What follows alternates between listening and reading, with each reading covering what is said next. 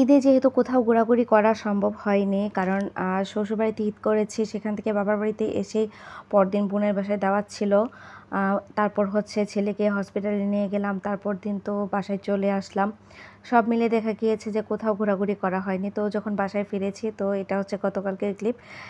এটা মানে একটু বাহিরে বের হয়েছিলাম, স্বপ্নতে ঢুকেছিলাম, তো হচ্ছে ভিডিওটা করেছি। দেখেন এখন কি পরিমাণ তেল স্টকে আছে, অথচ রমজান মাসে 1 লিটার তেল কেনা যায় বা 5 লিটার তেল কখনোই খুঁজে পাওয়া যায়নি স্বপ্নে, এমন অবস্থা হয়েছে। স্টক লিমিটেড এমন ছিল। দেখেন কি একটা অবস্থা, আমাদের দেশে এমন হয় শুধুমাত্র মানে রমজান মাস আসলেই হচ্ছে দ্রব্যমূল্যের হচ্ছে ঊর্ধ্বগতি করে দিবে, সব কিছুর দাম বাড়িয়ে দিবে, আর নয়তো লুকিয়ে রেখে দিবে জিনিসপত্র। খুবই দুঃখজনক এই ব্যাপারটা। তো যাই হোক, তো আমি একটু বাহিরে ফুচকা খেয়েছিলাম, ছেলে চিকেন ফ্রাই খেয়েছিল। এগুলো আসলে ছবি তোলা সম্ভব হয়নি বা ভিডিও করাও সম্ভব হয়নি, কারণ ওকে খাইয়ে দিতে হয়। আপনাদের ভাইয়া বাইরে গেলে ভিডিও করে দিতে চায় না, খুব ঝামেলা করে। তো আসলে এই ভয়েসটা দিচ্ছিলাম রাতের বেলায়, মানে ছেলেকে ঘুম পাড়িয়ে তারপর হচ্ছে ভয়েসটা দিচ্ছিলাম। নিজেও খুব টায়ার্ড, কারণ এই গত একটা সপ্তাহ যাবৎ আমার কোনো রেস্ট নাই। দেখা যায় কি নিজের বাসায় থাকলে কিন্তু একটু রেস্ট নেওয়া সম্ভব হয়, কিন্তু বাহিরে গেলে, কোথাও বেড়াতে গেলে কখনোই রেস্ট নেওয়া সম্ভব হয় না। দেখা যায় কি যে সারা দিন এইটা ওটা করতে করতেই, এর সাথে গল্প করতে করতে, ওর সাথে গল্প করতে করতেই দেখা যায় যে দিন পার হয়ে যায়। তো পরবর্তীতে দেখা যায় যে রাতে ঘুমানো ছাড়া আসলে মানে একদমই সময় থাকে না যে আপনি একটু রেস্ট নিবেন, সেরকম হয়। তো খুব বেশি টায়ার্ড আমি, প্লাস হচ্ছে ছেলের অসুস্থতার জন্য অনেক বেশি পরিশ্রম। গত একটা মাস আমরা রমজানের জন্য রোজা রেখে এমনিতেই কিন্তু শরীরটা একটু দুর্বল, তার উপরে দেখা গিয়েছে যে এখন ছেলেটাও অসুস্থ। মানে সব মিলিয়ে আমি এত বেশি প্যারাময় লাইফ লিড করতেছি, মানে বলার মতো না।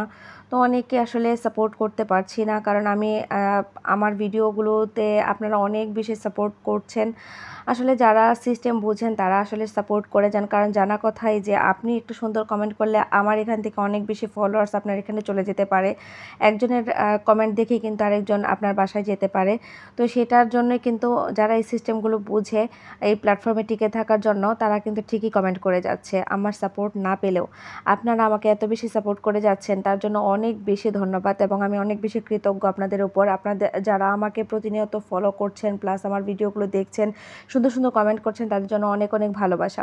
খুব সিম্পল রান্না করছি, কারণ হচ্ছে দেখা গিয়েছে কি যে মানে এত বেশি এখন রিচ ফুড খাওয়া হয়ে যাচ্ছে, তার জন্য কিন্তু একটু হালকা পাতলা রান্নার ব্যবস্থা করা, যাতে করে মানে এই পাতলা ডিমের ঝোলটা, মানে এটা হচ্ছে আলু দিয়ে ডিমের ঝোল করেছি, হালকা ঝোল ঝোল, তারপর হচ্ছে একটু ডাল করেছি, আর টুকটাক সাথে ভাজি টাজি শাক ছিল। তো এত সব কিছু ভিডিওতে দেখালাম না, ভিডিওটা অনেক বেশি লেন্দি হয়ে যায়। 3 মিনিট, 3.5 মিনিট বা 4 মিনিটের ভিডিও হলেই আপনারা দেখেন না। তার জন্য আমি কি করি জানেন, এখন না মানে খুব বেশি আসলে লেন্দি ভিডিও বানাই না।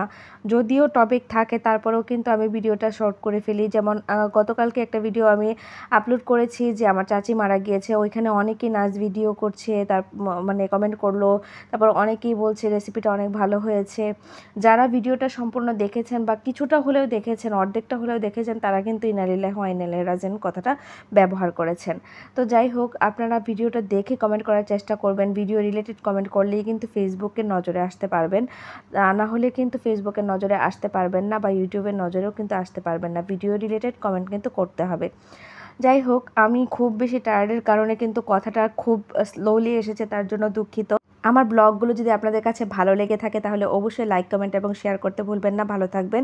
আজকের মতো এই পর্যন্তই। আল্লাহ হাফেজ।